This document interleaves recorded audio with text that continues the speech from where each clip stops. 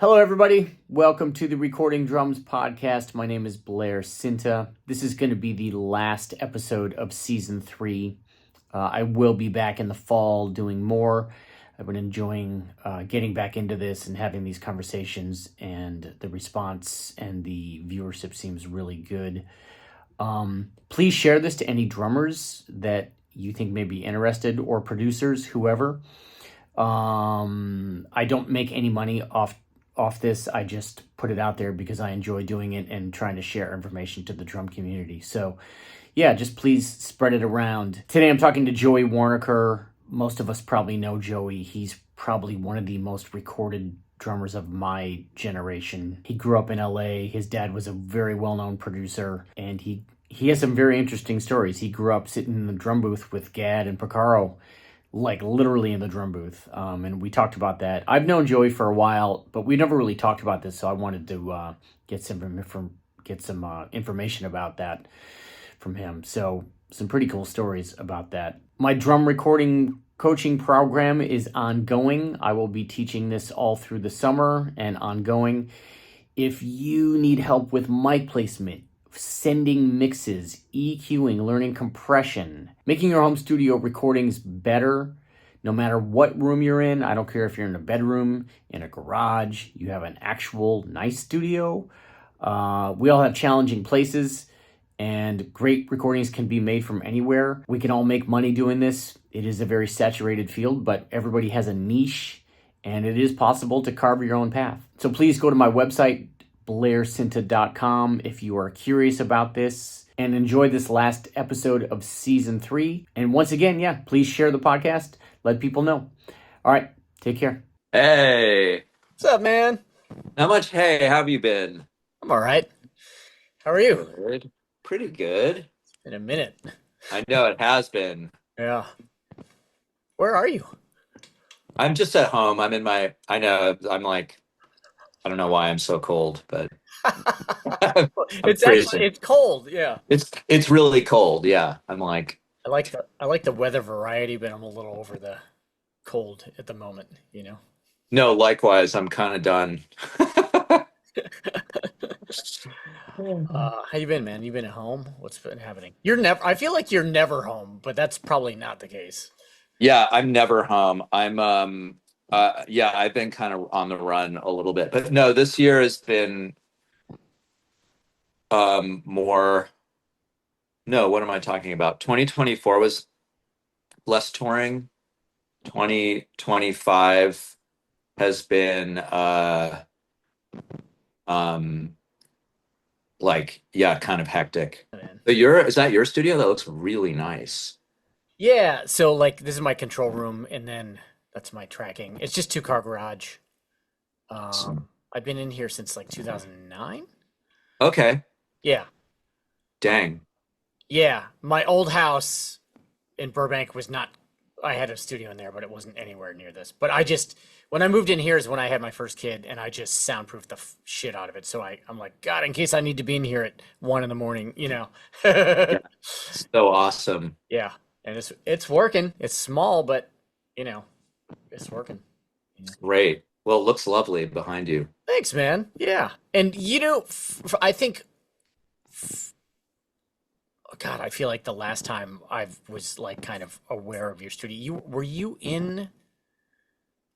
Did you have a studio in Los Feliz or a different house? Yeah, I had like the home studio in Los Feliz in the house.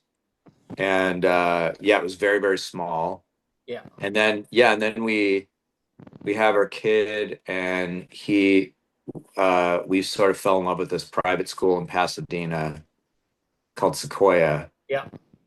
And so then the next thing we knew, we were like looking at houses over here, and then Okay. found a place with like a separate structure, like a guest house sort of. Mhm.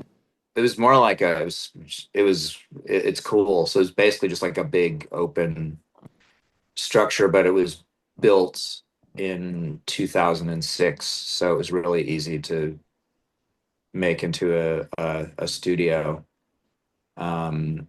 And it was like the previous owner is a art professor, and he built it as his art to be his painting studio. So it's high ceilings and Cool. super cool. It's good vibe. Yeah, I forgot you yeah, were over there with Fitz and Mike Andrews and right totally, the Sequoia totally. crew. Yeah, Yeah, yeah. that's right. That is absolutely correct. Nice. Well, cool, man. Um, we'll talk about drums and shit, recording and shit. My favorite topic still. Right? Amazing. Yeah, maybe more so now than ever. Oh, For I don't know why, but yeah, I love it. fuck yeah. So, Um, we never talked about this stuff, but like I remember hearing stories. I don't know, maybe from Zach, but like about mhm. like you just had like some really kind of unique experiences growing up, like being able to be in studios, and like access to like Yeah, the cats. I did. I did when I was really young, like God, like 9, 10, 11. And my dad was, yeah, producing records, and I was super into the uh, the studio cats, even at that age. Or I guess I don't know what was going on, but or maybe my dad kind of helped. I don't know. But all I do just remember like I got to sit in drum booths with like, well, particularly with Gad and Picaro when I was a little kid, and they allowed me to be a fly on the wall, and I was, was able to be a fly on the wall, which, yeah, as a parent, I'm like, I don't know how Right. like, yeah, my kid would, I mean, I didn't raise him to be like that. Maybe I was raised to be a fly on the wall. I don't know, but yeah, and I just like soaked it in and was so into it, but yeah, particularly like I still to this day have very strong memories of like the sound stuff and like the visuals of the microphones and all of that, which like later on, in life, I was like, oh, that's what that was. But seeing, I'd have my headphones on so I could hear what was going on, and they'd say, "Hey, Steve, something's wrong with the snare drum," and he'd be like, "Oh, really?" And then, yeah, it's sounding a little thin, and he would like, I remember him like detuning a lug and on a, and then later I know like, oh, that's just a Ludwig Superphonic 5 by 14, and with loads of dampening on it, and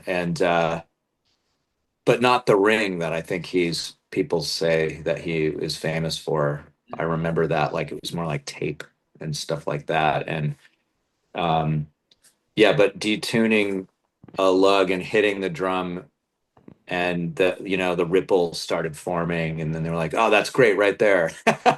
Wow. And yeah, and I was like, and he would let me play the drums, so I'd get to hear how they sounded and felt really weird and awkward and not like drums, but like I knew that they were sounding right under the microphones. And Wow, man. it was a very like to this day, like I think about those experiences.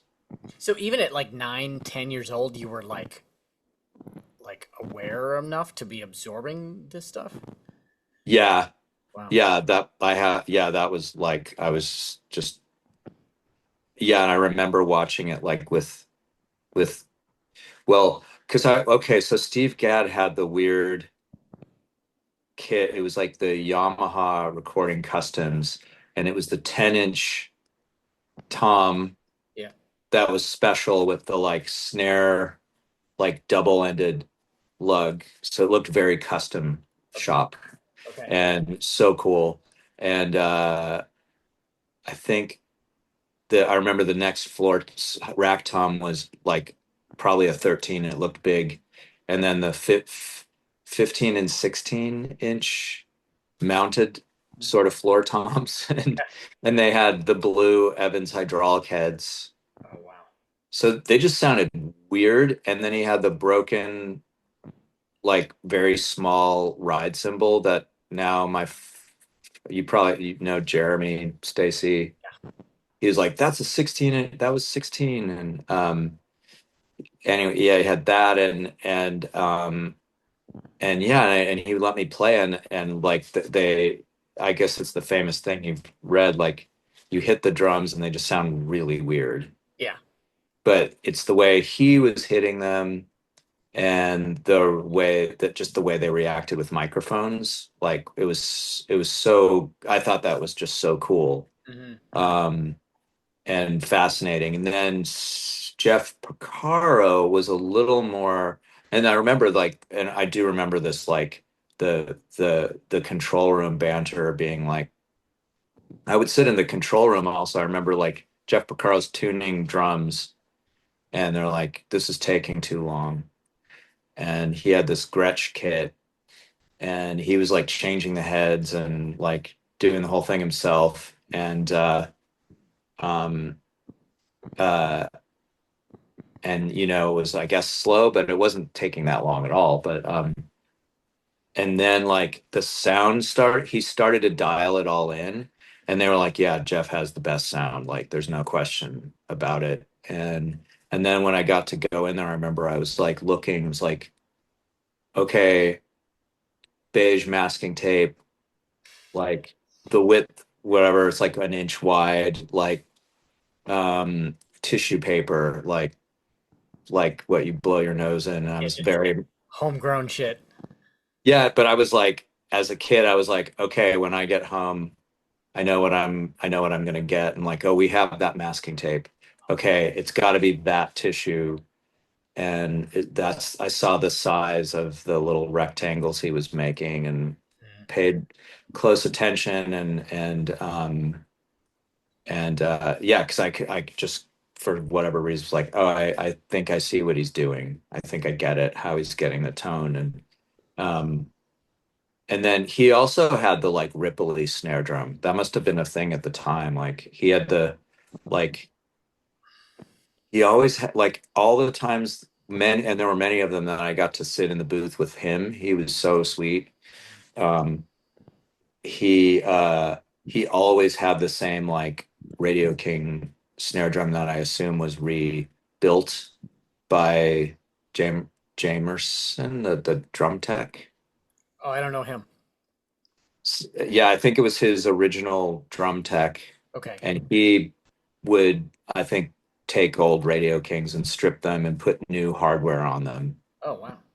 And I know this because I remember there was like a gold little plaque, little square on the drum, and so I researched it later because I was like, I know exactly what it looks like, but what the hell was it? And then I came across that, the drum tech would do that Wow. with different six, like kind of those, but what that was a Radio King. And then I know the sound too, because it's like that solid shell. Yep. So so anyway, So yeah. you would like hear their mix and everything too. You were plugging into their monitor and Yeah. So I had the headphones. Actually, I think I remember this. I don't think that I had that's a really good question. I feel like those were the days where there weren't like really mix boxes. So like they were doing individual mixes. okay, so the engineer was creating the mix for them. Yeah, and I don't think I would get I don't think I got Steve's mix because I think he had a really they were like, well, do you want his mix or do you want like we're gonna give you our mix so Okay. you can hear what's going on because he's got some like he doesn't want to hear some of the instruments and he's got stuff turned up super loud and it might be weird. Right. So yeah, I remember that. I mean, I might be getting that wrong, but Right.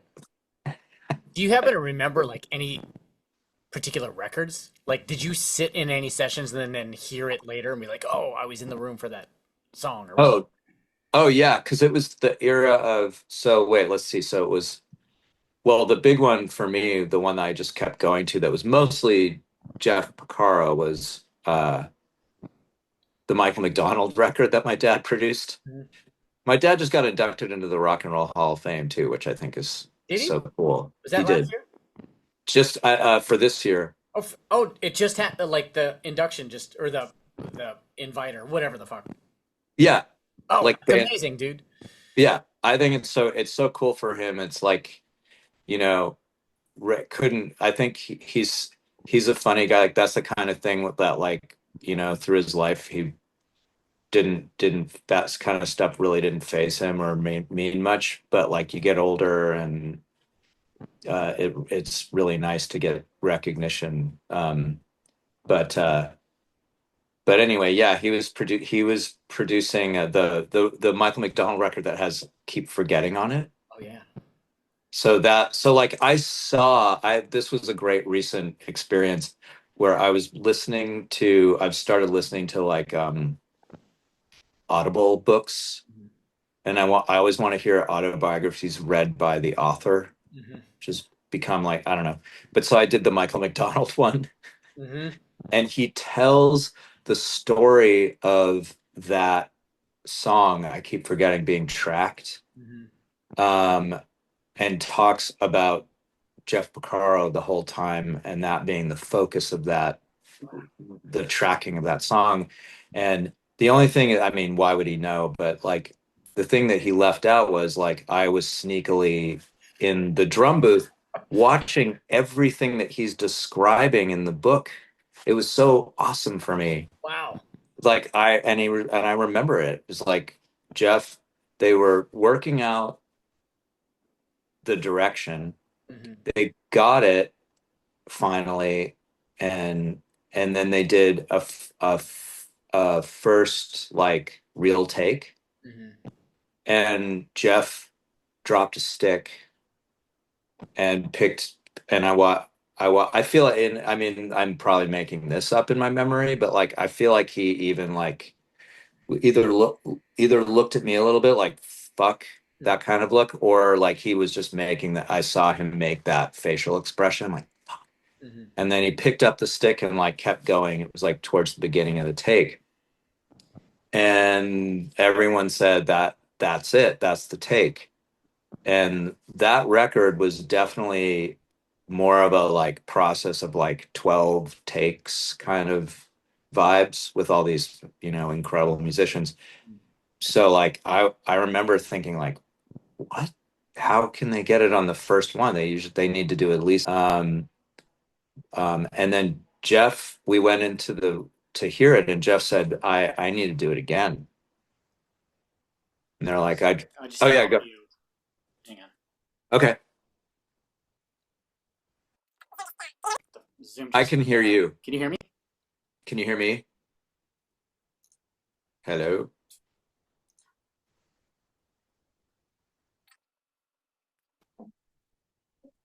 Okay. Okay. Oh, that was so Hello. weird. My UA just shut off. Yeah, Yeah, I you got got me. you. Yeah, my UA just shut off and turned it back on. Oh, weird. Yeah, that never happens. Sorry. Oh no, not at all. But we're it's back. It's working. Yeah, yeah, yeah. All good. Oh. Yeah, yeah. That was bizarre. Fuck. So I just blew your story. Sorry, man. No, I got it. Okay. We went into the control room to listen to take one, Okay. and where Jeff had dropped the stick, and they listened back, and everyone's, whatever, whatever high fiving was at that time. Um, and Jeff's like, I need to do it again. And they're like, what are you talking about? That's like going to be this is going to be a huge song. And this is going to be like one of the most famous drum performances of all time. Like, you're crazy. And he was like, no, no, I dropped a stick. I'll just do it again. It's no big deal. Like, we just have to do it one more time. You hear it. And they did more takes, and they're like, no, you're not. It's not as magical. And he was pissed. And, in the nice way, he was never, I mean, he was such a gentle, sweet guy, but like, he was bummed. And I remember them like analyzing with him, like, you know, like, they're like, we can't hear you dropping the stick. which is no surprise because those were also the days where like every surface was had fabric on it, Yeah, yeah, yeah. like inch thick fabric of some kind. So it's like it fell on the carpet and he picked it up and it was, and yeah, and all the microphones were like close dynamic as Right, well. right. So uh It's crazy, man. This leads me to like 1,000 questions I have for you. oh good. Like from like one how it influences your sound. That I feel like you've had, you know, shit, man, since I've known you, like since we kind of met around when you got the studio with Zach, but also like um just how to like be in a session and take charge or not take charge, and like you got to see that from like guys like, I mean, obviously your dad had crazy experience and every musician in those rooms had were the best, right? Like the best cats, but also, there's stories of like when Jeff or Keltner or whatever would walk in a room, that guy, everybody would be like Mm-hmm. that's the guy, you know what I mean? And you kind of being able to witness that, but then take that experience into like, you know, as a young session drummer, and how to listen and or take charge. You know what I mean? I'm not even asking you questions. I'm just like, this is what's happening in my head right now, you know? No, totally. Well, no, I mean, it's, yeah, making me go, oh my God, yeah, because that had a huge impact. It had an impact of, holy shit, etiquette is extremely important because all of these people like were um following etiquette, like whether I don't know, or maybe it's just natural, maybe that's just how they were, and because of that, they were able to like survive in that scenario because it was high pressure. There was, you know, I don't know. I mean, it was obviously they were all like, I mean, now I feel bad. Now I feel like I'm gossiping, but it's, I don't know why. But yeah, they were all like on drugs the whole time. Like at that time still, like I saw that as well. Right. Um, And I'm just but yeah, yeah, obviously, yeah, Jeff didn't even make it, which is so sad. Like, right. uh, but yeah, these were high functioning people who were super focused, even if they were on, like drinking and smoking pot and doing loads of cocaine. Although I guess cocaine technically is supposed to help you focus. But anyway, I never liked it, so I don't know. But it's false confidence. But yeah, there was definitely like kind of and also like a sort of, I think, unspoken like like Jeff had an obligation creatively and joyfully to like, hey, what can I do to make this a stronger track and us make the song work? Like that's his contribution. That's part of his contribution. He's not just coming in and like, cool, tell me what to do and I'll kill it. Are you saying that out of reputation or just musicianship skill level, or both? Oh, actually, I think I meant musicianship skill level Okay. in this circumstance. But yeah, you're probably right, both.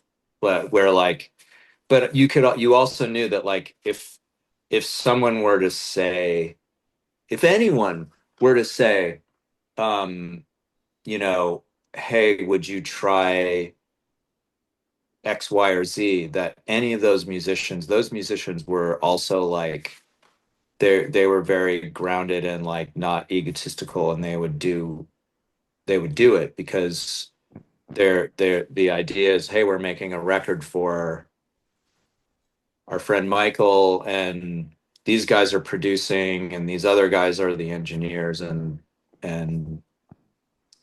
it's a team kind of, and well, and also like I think in those days, like they were the studio being a studio musician was like seriously a like at that level, like they probably did really well. Obviously, Jeff Picaro was in Toto, like and they had hit records, but but I think, yeah, if you were Steve Gadd, you were probably just, you were wealthy from, yeah. And for our lifetime, like, even if the peak of like, wow, we're doing sessions all day, every day in the early 2000s or whatever, it was good, but it wasn't like what those guys were, yeah, and I don't know if you've had that experience where you've done sessions with the older guys and they start chit-chatting about like, remember that guy, and he'd call us like a couple times a year, and we go to Japan and they'd pay us $100,000 in 1985. And you're like, oh yeah, that's not happening. Yep. Yep. Yep. I mean, the interesting thing is like you came in. I've talked to Kurt Bascara about this too, where you're one of these you've bridged the gap where you got in the '90s when things were like still a little of the old regime or whatever, not just regime, but like old model, and now we're here, you know. Absolutely. Yeah. Absolutely. Yeah. And yes, and like I would be working with there would be producers and engineers and others who were, and certainly other musicians who were, yeah, more like my father's generation for sure. Um, I mean, I wasn't, it took me a while to get there, like in terms of, getting calls to do sessions. But, and then my head was in a different place too. I was like, I want to be a different kind of musician at that time, I think. But I did have this background and this innate respect for, you know, the studio musicians, and those experiences were like, like very exciting Yeah. to me. And the second I would get in the studio, I would, you know, be like, just feel like, oh, this is where I'm supposed to be. It's also crazy how it must have informed your practicing at that age, where like you go sit in a room with, you know, any one of those guys, and then you come home and you're like, this is what I need to work on. Because you're like literally seeing it in action, whether it's playing with the click or thinking about tone, like when you're that young. Yeah, Because from my experience growing up in Ann Arbor, Michigan, yeah, I just wanted to play like Alex Van Halen. You know what I mean? Like, totally, you know, totally. and it's like, how do I get this shit together? You know? Yeah, yeah, yeah, yeah. But yeah, I mean, No, and I was, yeah, for me, I had that experience. So I was honed in on tone for whatever. Yeah, that's what got me. I was like, oh my God, I got to make my drums sound like Jeff's drums. And, I didn't understand that my bedroom was going to create some limitations there, but but right. having that experience was, yes, because I also had the thing where I was at this also where I was like, I just want to sound like Alex Van Halen as well. And uh yeah, so that's funny. I kind of had both. Right. And then, or whatever, like, oh wait a minute, now I like Black Flag or whatever, and I want to sound like that, and that's totally just sounds like shit. So, but they're like Yeah. very like ripping, like kind of. Now I realize, because I thought at the time I was like, oh, they're not. I guess they're not very good. But now I'm like, oh yeah, they were very good, like just different. Different box. Yeah. Yeah. Um, but yeah, it all like when as I got older, I was like, oh no, no, no, this is what resonates with me, and I can use it for lots of different, I can use it for the weird whatever different kinds of music. It's not like I have to find my like whatever people call now yacht rock like zone where I can be like that dude, like play like Steely Dan's music, Mhm. but it was like, yo, wow, I need to like take this. And I mean, I guess like that's where Keltner or more like Jay Bellerose is like, you know, really done an interesting thing where he just created a sonic template palette. But that's not my no, and I realize it's not my thing. I am more of just like a drummer, like a groove drummer, and I'd like just good sounding drum set when it comes down to it. Um, but but it is more about sound for me for whatever reason. So when you started like your earliest sessions, whether it was like with your bands or even like starting with like early like the first Beck recordings, like correct me if I'm wrong, but like Yeah, but like when you went into those yeah. so young, you already kind of knew what had to happen. There was like I'm sure there was a learning curve, but your level of like knowing what has to happen, not only sonically but musically, I mean, it's all like it was like kind of ingrained already. So yes and no. Well, that is so interesting because I was in a college band and we'd sort of, like made records. Mm-hmm. And um yeah, I was kind of told when we were making records, kind of like, no, this is how you do things. We're recording now and this is how it's done, or like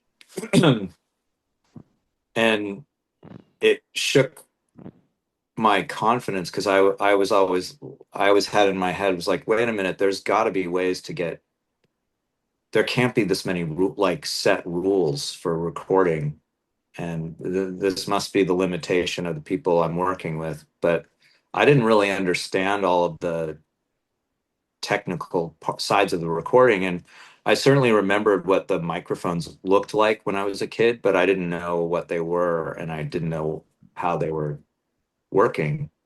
I just remembered what they were. I remembered where they were and how they looked. So like that came in handy later when I understood a bit more. But like, no, I was just having this conversation actually, like in the early days, um, after that band, um, and I was starting to get asked to record as a young, whatever. I was like in my early 20s. And I was in LA and I was playing with Beck, and these older guys were helping me. Back in those days, there were like lots of companies where they like stored your drums and set them up for you. And there was the whole cartage industry. And these guys who were so sweet, they were like saw me in the studio and they're like, hey, you want to store your drums with us and we'll set them up because then that's how it works. And I was like, sure. And they were trying to help me. They were like, oh, you have to use this snare drum and it's got to be done this way. And, they were giving me all the rules. Mm-hmm. And I was like, this is wrong. Like, these guys are wrong. And then I remember finally there was a very big recording session that I was brought in on. Um, and they had rented a bunch of stuff from another ginormous one of those dudes, and it was all the stuff that I imagined being interesting, like 20s Ludwig snare drum, and with the straight brass hoops that with the claws that the other guys said you can't use those. That's not that, like, it's illegal. And Right. I'm like, well, wait a minute, I'm in this humongous session with Rick Rubin and all these people, and like they specifically hired this dude, and we're making a giant rock record. And yeah, I'm playing the drum that I thought would be cool, and so fortunately that was um, uh, Ross, and I was like, he came to pick them up, and I was like, I have to meet whoever this is, and I was like, hey, I love these drums. Mhm. These are really cool. And he was actually I'll never forget, because it was like, oh yeah, because this is like the same as what's called a black beauty, but no one wants these. You can find them for like a couple $100 at the time. Not anymore, but Right. Right. Yeah, like a nickel over brass 20s. And I was like, wow, thanks. And then yeah, and then he was like, oh, you if you want to keep your drums with me, go ahead. And I was like, yes, I do. And he did yeah, I'd be like you could go to a session and there was always like these weird 20s drums for rock records. And I was like, how did you know that? How'd you figure that out? And he did. So Yeah. And what you're saying is you saw those used early on, and you were like, well, why is somebody telling me that they're illegal now? Like, yeah, right, there the rules of there are like rules of recording properly or drums being set up properly. And I did realize from my early times, um or like so some of like that there were no rules, that the reason that like you hire Steve Gadd is or Jim Keltner in particular, those two and others, but those two in particular, like on a Ricky Lee Jones record, like they were playing the song and she was saying, I don't really hear like a traditional, like, you know, rock or jazz drum set. And he was like, I know what to do. And he like walked away and then came back with a giant cardboard box and started playing brushes right, okay. on the box. And it sounded insane. And yeah, and everyone was like, that was at the, like, that's why you hired Steve Gadd, because he would do that, or, dare I say, before that, like Jim Gordon was one of those guys, or, Mhm. um, uh, uh, and, um, yeah, I was like, that was also made a giant impression. I was like, that's how you have to be in the studio. So it was like the one thing I was getting early on was like, if I'm playing a drum set that's been set up and I have something in my head, sonically, and then the control room is coming back, the artist and the producer, or just the producer, or whatever, like something is wrong, like it doesn't sound right, then I need to develop my instincts of how to switch sounds around and figure that out. And then I did that. And then Ross helped me because he clearly was Jim Keltner's drum tech. So he maybe that's where he got a lot of that stuff. But then I started to realize, like, oh my God, I have to learn a little bit about recording because something else is going on. I'm like, I'll set up some tricks that I know are cool and they're still not working. And what's wrong? Like, how can this be? And then I look up and I see, like, oh, there's really fancy mics 10 feet above me. And they're asking me to make a sound that's way more intimate, and they're not moving the microphones down. And I need to figure out how to tell them to try moving the microphones down in a way where they're not going to like tell me to fuck off, basically. So you started to figure that out early on, like it's I like you had did. all this arsenal, but like the other half was missing, like the engineering half was missing or whatever. Yeah, absolutely. Yeah, that's what it was. And yeah, and I was like, I at least have to be able to communicate with these engineers in a way where they're not, rolling their eyes and telling me that to stay in my lane or whatever. Right, right.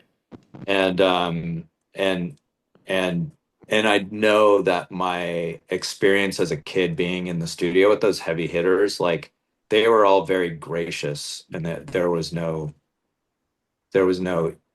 perceivable ego. Mm, Um, wow. so, or, it certainly didn't seem like it seemed very much like everyone was there to be as creative as possible. And there was no like, like anyone could suggest anything to anyone in the room is what it sort of felt like. Hmm. I mean, not me, but I knew, I knew as a little kid, like my, my role if I want to be in here, I need to be, like invisible, Right. but yeah, I could see, like the musicians making suggestions to each other, and you know somebody's voice would come over the thing and say, hey, why don't you try this, and it wasn't one of the producers or the engineer's voice that I recognized, and like, and no, yeah, no one ever said, you know anything except, I wonder if that's a good idea. Right. Which I think is so cool. But yeah, like when you're starting out too, like that's not always the case, or anytime that's not always the case. Right. Especially depending on who else is in the room, right? Because everybody's maybe at different points of experience. Yeah. I mean, to this day, I do feel like there are certain people I work with, and I know I'm sure you're gonna understand this. Like they see something I'm using, and they're like, oh, no, no, don't use that. I'm like, oh, right. It's new. Hmm. You like everything to be old and to look a certain way. And okay, I get it. I get it. That's totally, but yeah, we have biases. We can't help it. But It's funny that you say that because that's a really interesting, I think, shift that has gone through. Uh, because everything like the vintage thing became so cool that it was uncool to use anything new, right? And then I remember talking to another drummer, and he was like, "Man, I'm so over this old shit. Like, new shit sounds good, and there's a reason that it sounds good, because it does a certain thing, and that's okay too." And I was like, "Oh, that it was like really freeing to me after a certain point of like really being in a certain zone where I was like, trying to be cool and everything's got to be old and like all that shit. no, I know it is. I am relieved. I'm with you because now that's, yeah. Some of the people who I was working with who would be like, "Hey, what hi-hats are you using?" Like, I don't know. Do they sound good, or do you want me to try something else? And they're like, "Well, wait, I'm They like, from 1930? Like, no. yeah, are they 60s new beats? Yeah, No, they're not. I'll put those on though. Like, but now, yeah, now the same people are like, yeah, just whatever, man. Like, yeah, let's do something. Yeah, and I'm finding myself going there a little bit too, which is, we got to change things up to keep it interesting as well. Like, yeah, yeah. Um, in like a dynamic sense, I mean, one of the things that always one I remember listening to, I can't. The title of the song is escaping me, but there was that Tonic song that was a hit, oh yeah, and like when I found out it was you, because it's such a rock tune, and it sounds fucking huge, and I was like, there's no fucking way that's Joey, because it sounds massive. Like this is before I understood, right? Like, I was like, Joey doesn't hit that hard. There's no fucking way that that's him. You know what I mean? yeah, Um, yeah.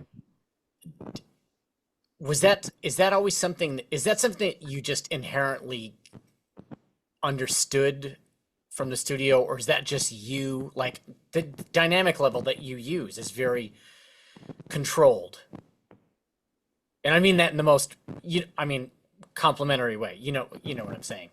Um, No, like I've never absolutely. seen like a video of you even when you're younger where you're just like going ape shit and like overplaying dynamically and and I feel like everybody goes through that except you.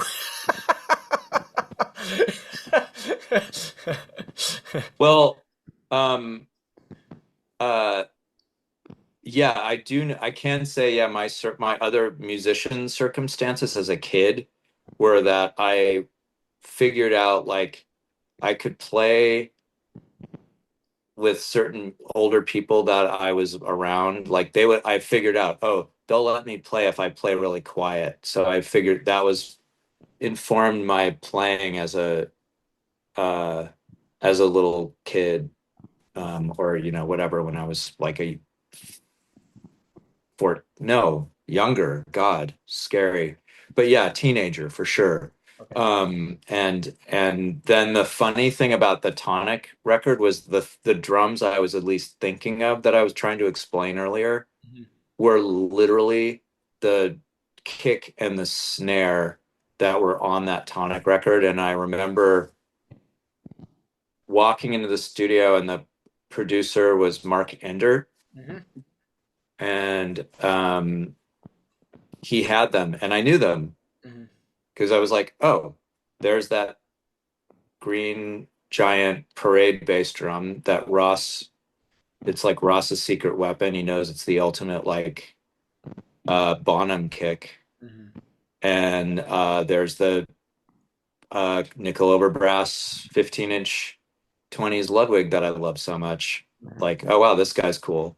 Okay. And then he had these other, the thing I remember very well that he had on that I hadn't seen before. So this was all Mark Ender Yeah. with Ross. Okay.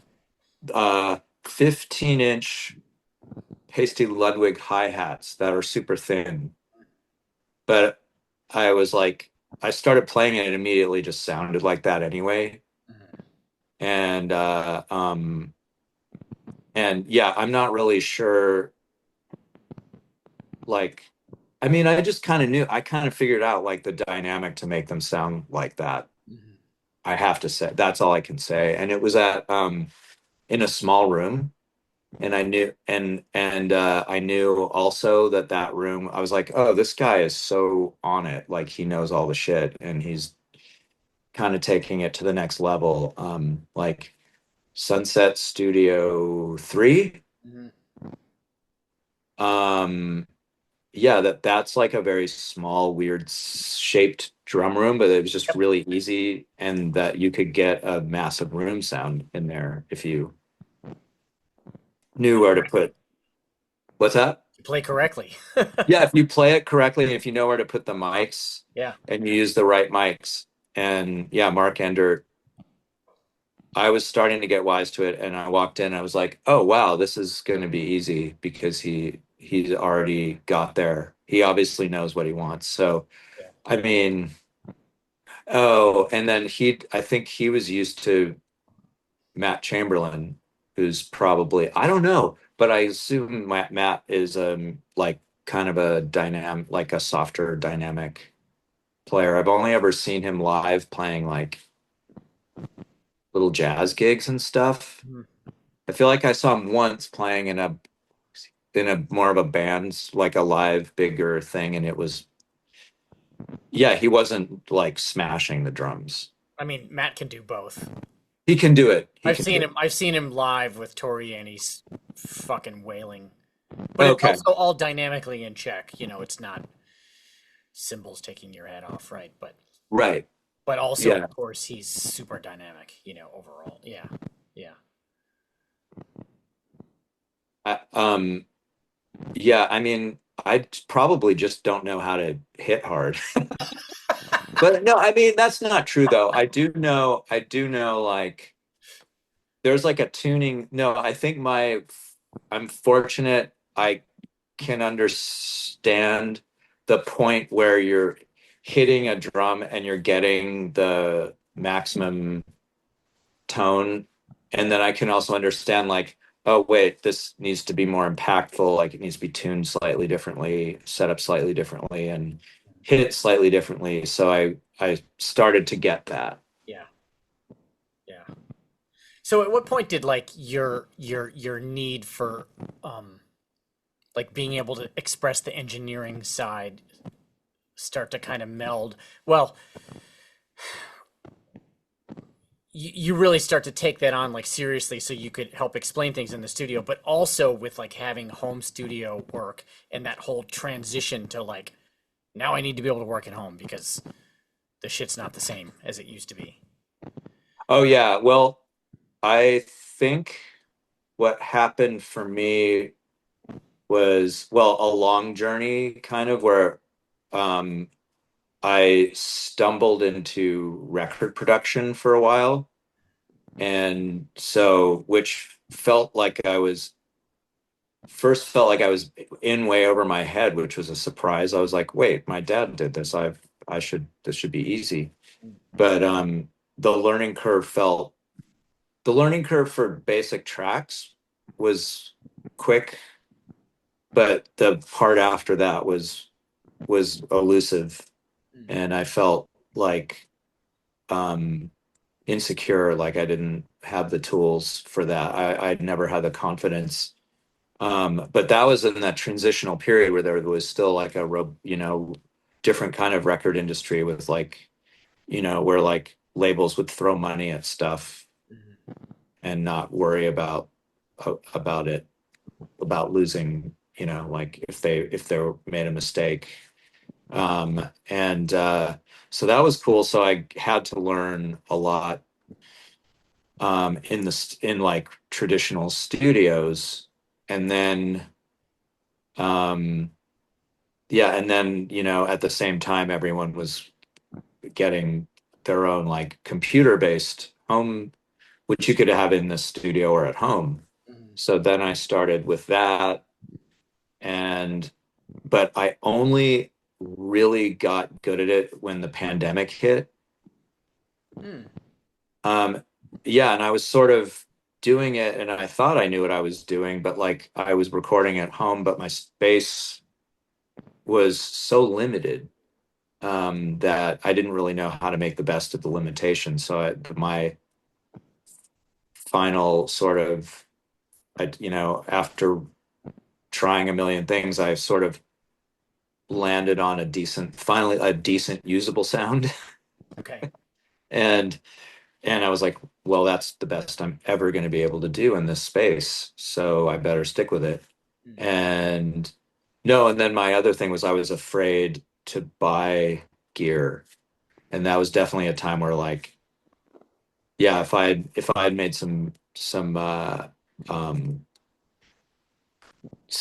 I had taken some risks and bought better stuff, that probably I could have probably alleviated some of those issues.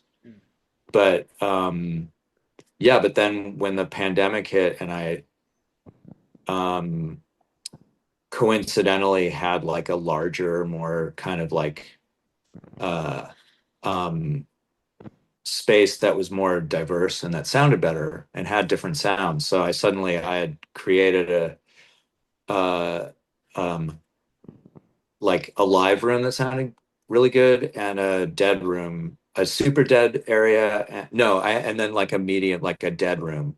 But then I immediately figured out, like, the pandemic happened, people started asking me to do remote recording, and yeah, because of the circumstances, I was like excited about it.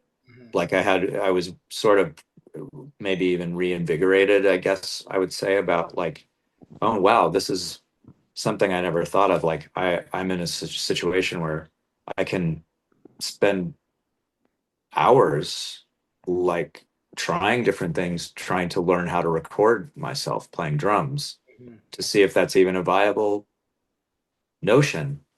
And I was like, wow, this never could have happened before, because I didn't have any time, and I also didn't have the pressure of like, oh shit, this is the only way I'm going to be able to. I mean, not the only way, but this is my best bet at paying the bills right now. Yeah. Yeah. As well. Yeah. Like I don't know how else I'm going to do it. And yeah, and it was also like, yeah, it was the pandemic, so it was kind of like everyone was like coming together in a new way, because we were all isolated so much, and it was just so weird. And Yeah. so yeah, anyway, I was like, the lucky thing for me was I was just sitting there like pulling my hair out trying to get the drums to actually sound the way I really wanted them to. And so like I would build like, oh well, in the studio, like when we're having trouble like this, like, oh, remember we always build a fort.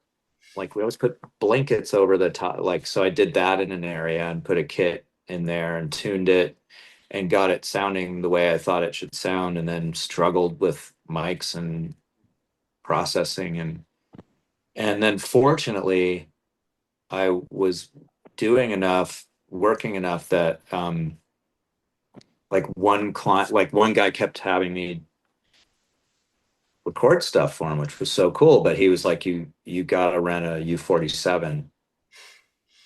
It's like, okay. So he was renting a U40, or we would rent a U47. Hmm. And um and I was like, this is really great. This is like makes everything sound right. It works. Yeah. It works. Yeah. It actually works. I love the Coles, but the Coles is hard work. This actually does it. Like, and so yeah, and he kept saying, you got to buy a U47. I'm like, fuck you, man. Like, and he was like, well, I know how much I paid you this year. Like, just, you know, figure it out. And like, so I did. I was like, you're right. You know what? You're absolutely right. So that started I got to the point where I got some classic mics, which helped me more, and I learned more. But yeah, and I was just able to get super usable results much easier. There's no question about it. Yeah. So back when you guys had the bank, you weren't engineering really? I would, but but not often, and I didn't know anything. I didn't realize that I didn't know anything. And when over the pandemic, like I was, the way I was doing it, like I was learning about phase finally, Mm. Okay. and stuff like that, and I was learning tricks by accident, like that, like that I liked, that were my own thing, not just like, oh yeah, I've seen this is what I'm used to seeing in different. I was always just copying what I saw Uh-huh. in the studio, like so and so engineer puts a microphone, a weird dynamic microphone, like in front of the snare drum. I'll try that today, or et cetera, et cetera. Yeah. Um, but and even like you know, people would show me stuff in detail. Uh-huh. Like Brendan O'Brien, I remember I was like, dude, I'm so loving working with you, and you're getting the best sound so quickly. And he was like, yeah, it's just it's my thing. It's this 414, and it's just the way, I don't know why it always works. And he showed, and I still have them. I look at them. He's like, take a picture of the compressor, and he says, he's like, just get a compact, set it up like this. Mm. And he's like, probably any microphone, if you put it through this and put it like somewhere like low to the ground in a place, around the drum set, you're probably going to get the same a result like this.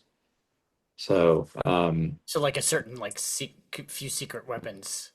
yeah, Wow. I had those, but I thought I knew what I was doing, but I learned over the pandemic that I had no idea about phase, Uh, and I didn't really know what I was doing. Like I didn't know how, like if I got an okay bass drum sound, that would be the bass drum sound. Whereas now I'm like, ooh, I know now, like, ooh, that's not right. yeah. That has to be better. And I've got, what's it going to be? You have Nigel on speed dial, don't you? I mean, Well, I no, and then mean, the awesome lesson of that is, and he always says that to people. He's like, "Oh, you can copy my shit," and believe me, everyone who works for him does. yeah. That's the first. I mean, I still do, Yes. but but but he's the first one to tell you, like, yeah, you have to do your own version of it.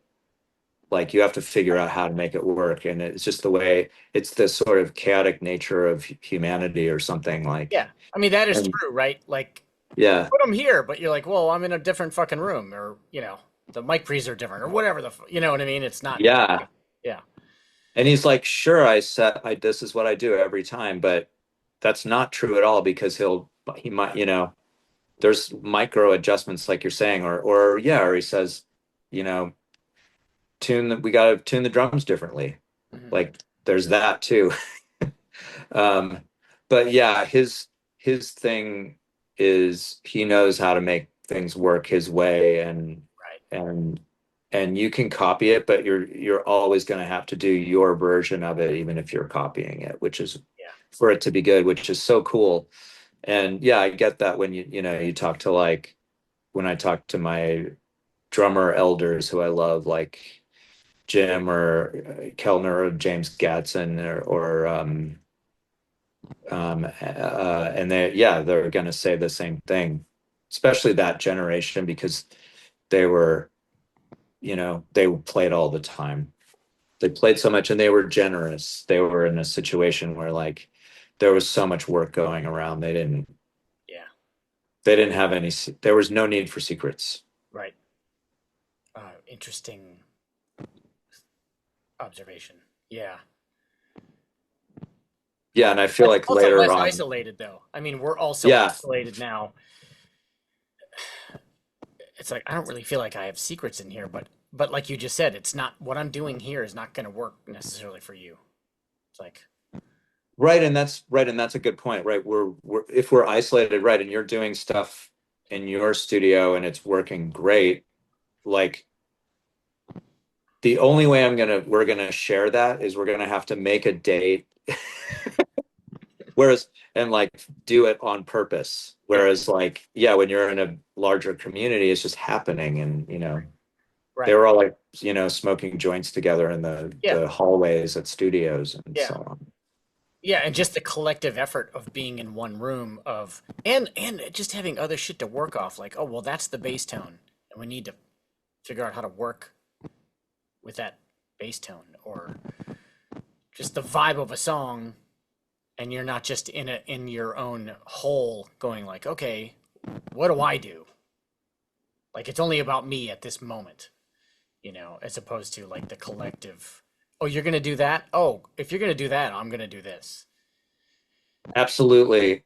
And over the pandemic, it was so fun to embrace the like, um, kind of solitary thing for me. I was like, wow, this is fun. I'm going to make the most of it and learn a lot. And yeah, now I'm kind of like there's a time and a place for both, but like yeah, we are community is definitely like if I had to choose one, it would obviously be the community for sure, as I'm sure you would. 100%. Yeah. Yeah, but it's also both are I prefer both. I like it. It's cool. It only enriches the experience when you are in the with other players Uh huh. and in the studio. That's how I feel. I just feel like more or oh wow, cool. Today I get a break. I'm not recording myself Yeah. and I can just either focus on something else or like be reminded that so yeah, sometimes I get like, oh wow, I guess maybe this is all I do and I can only record myself and that's my thing. And then yeah, I go to someone else's session and I'm like, oh wow, this is also magical and maybe better and cool. It's also like what you said like 45 minutes ago, where like you had all these tricks, like, uh, or not tricks. You had all this arsenal that you had seen and observed back in the day, but you couldn't express like with an engineer, collaborate with an engineer of how to get it there. And now Yeah, you can bring what you've learned. You say, "Oh man, hey, I'm gonna do this. Maybe if you do that, it'll turn out the way the best result for the song, really." Yeah.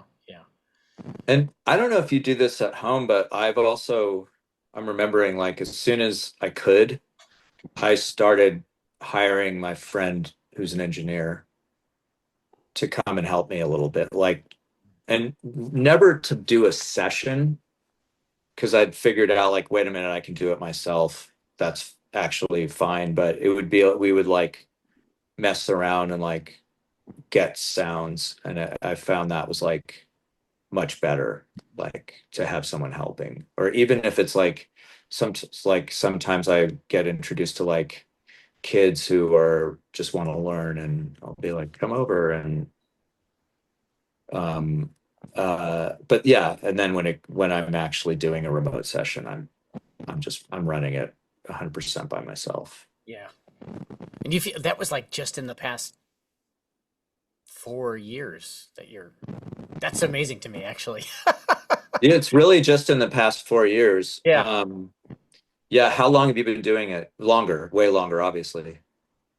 I mean, I got a house in Burbank in 2004, and that's when I really started to dial it in. But I don't really feel like I got good at it. Maybe the last like let's say 8, 9 years. Um, we did a record in my garage, my old garage studio, whatever you want to call it, with Zach in like 2000. Oh, you remember Kirk Wheeler? Yeah. So we did a previous record with Kirk in my place, but at one point we had like I had like a little control booth. It was almost like a storage room, like vocal booth, but we put a kit in there. Like it was like this. And I remember one time I literally put a pedal up on the wall and played brushes, and then we Awesome. had another kit, and Zach had we had like U-Haul packing blankets and just draped that kit, and we all played live, and Zach had figured that shit out. You know what I mean? So like doing those things was crazy to watch, and but also start to understand what can happen, like Hmm. if you know what the fuck you're doing. But it still took me a long time to go through the process of like actually figuring it out, like knowing how to have a process and figure it out. You know? It's yeah, and I did it took me forever as obviously. Yeah, and then it was like it was years and then yeah, and then the pandemic, so only 4 years ago, but I was literally putting in like, like something that now I can easily do in like 3 hours would be like overkill. Like I'm having too much fun with it. Mhm. Um, but yeah, I would spend like, 20 hours Yeah. to get it to get like probably, 75% of the way to where I can get now in like 2 hours or something. Yeah, just tweaking, just trying to get We right. trying so hard. Yeah, that's what I did too. Yeah, I was like, fuck, it's not quite like, and then you think it sounds good, and you go get a glass of water, and then you come back, and you're like, oh my god, it sounds like ass. exactly. Yeah. Yeah, So important. So important. Um, I feel bad. I fucked up. I'm supposed to be somewhere at 1:30. that's totally fine. I have a rehearsal to go to also, but Okay. yeah, Okay. you didn't fuck up. I mean, we've been talking for an hour and 20 minutes, dude. So yeah, Okay, cool. yeah. Well, I could keep talking for another hour. Well, let's hang.